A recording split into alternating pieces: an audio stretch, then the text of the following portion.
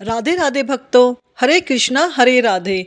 आज मैं आपको माघ मास में सुनी जाने वाली कथा सुनाऊंगी, जिसके सुनने मात्र से संपूर्ण माघ मास का फल आपको मिल जाएगा। माघ मास का पवित्र महीना है।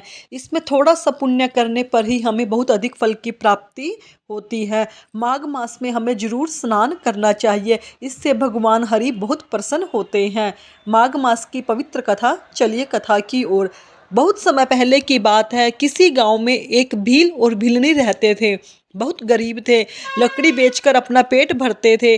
परिवार में सिर्फ वही दोनों थे, बाकी ना कोई बुजुर्ग था, ना कोई बच्चा था, ना कोई रिश्तेदार। दोनों अपना समय काट रहे थे। गरीबी इतनी ज़्यादा थी कि एक समय खाना खा लिया तो पता नहीं होता था कि शाम को खाना मिलेगा या नहीं।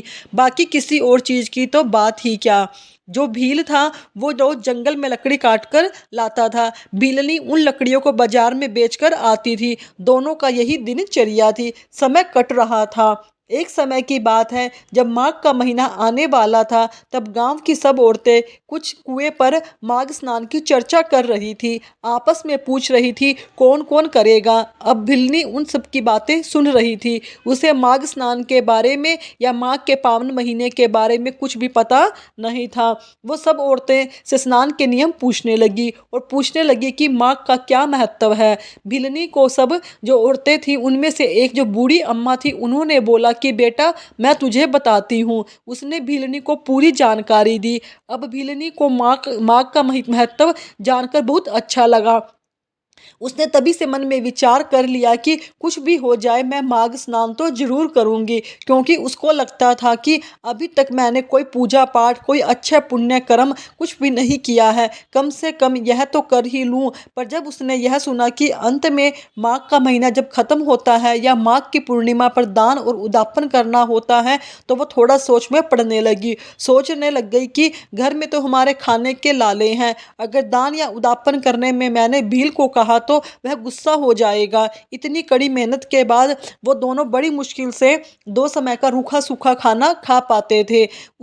उस समय भिलनी ने कहा, भाई जो होगा देखा जाएगा। उसके मन में भगवान के लिए अटूट विश्वास था। सोचा जो भी हो जाए वो स्नान तो जरूर करेगी, बाकी भगवान की मर्जी, पूरा हो जाएगा तो अच्छा नहीं होगा। तो जैसा इच्छा, अब माघ का महीना आया। वो भी गांव वालों की औरतों के साथ माघ स्नान के लिए गंगा किनारे जाने लगी। सब औरतों की देखा देखी पूजा आराधना भी करती। और जो भीलनी थी वो रोज भील लकड़ियां लेकर आता था। उस गट्ठे में से एक लकड़ी निकालकर अलग रख देती थी। रोज ऐसा करती। फिर वो बड़े प्रेम से भाव से रोज नहाती, आंवला पीपल सींचती, तुलसी जी की पूजा करती, औरतों से माँ का महात्म सुनती, ओम नमो भगवते वासुदेवाय इस मंत्र का जाप करती। ऐसा करते करते धीरे धीरे महीना पूरा हो गया। उसने सोचा जो लकड़ियां बचा कर रखी हैं उन्हें बेचकर उदापन के लिए मैं कुछ लूंगी। अब माघ कर चोर पर वो लकड़ियां को बांध कर बाजार में ले गई। वहां पहुंचकर जब वो बैठी तो उन लकड़ियों में से खुशबू आने लगी। इसे आप भक्ति की शक्ति कह सकते हो। माघ मास का प्रभाव, वो लकड़ियां चंदन की हो गई। जब वो बाजार पहुंची तो उसने देखा कि नरकगढ़ के राजा की सवारी जा रही है। उस भीलनी की चंदन की लकड़ियों में इतनी खुशबू, इतनी बढ़िया सुगंध आ रही थी, जिसे सूंघकर राजा वहां पर उसके पास आ गया। अब राजा ने लकड़ियां देखी और बोला, इन लकड़ियों का क्या भाव है। वो भीलनी को कुछ बता ही नहीं पाई थी कि भीलनी चंदन की लकड़ियां हैं या ये तो बहुत महंगी होंगी। वो बोली, हुक्म जो आप दोगे वही ले लूंगी। मैं तो 5 ब्राह्मण जिमाने हो सके इतना ही चाहती हूँ। अब राजा को ये पता था कि ये लकड़ियां बहुत शुद्ध है, बहुत बढ़िया हैं, चंदन की हैं, बहुत महंगी हैं। राजा ने अपने नौकर के साथ 5 ब्राह्मण के जितना खाना खाने का सामान उनको भिजवा दिया। और वो सामान देखकर भिलनी बहुत खुश हो गई। अगले दिन माघ पूर्णिमा को उसने सुबह बढ़िया स्नान किया, लड्डू चूरमा और बढ़िया खाना बनाया। खाना इतना ही नहीं, सिर्फ 5 ब्राह्मण जीम सके।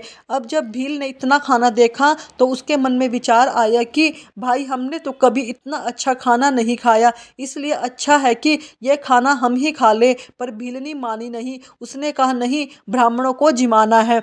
अब भीलनी मानी नहीं, उसने भीलनी ने बढ़िया ब्राह्मणों को जिमाया, दक्षिणा दी। सभी ब्राह्मण बड़े खुश हुए और आशीर्वाद दिया। भगवान की ऐसी कृपा रही कि भील को जमींदार के यहाँ नौकरी मिल गई। अब उन्हें खाने पहनने के लिए किसी चीज़ की कोई चिंता नहीं रहती थी। भगवान ने उनके सभी संकट हर लिए। भगवान की कृपा से अब उन्हें किसी भी चीज़ की कोई कमी नहीं थी।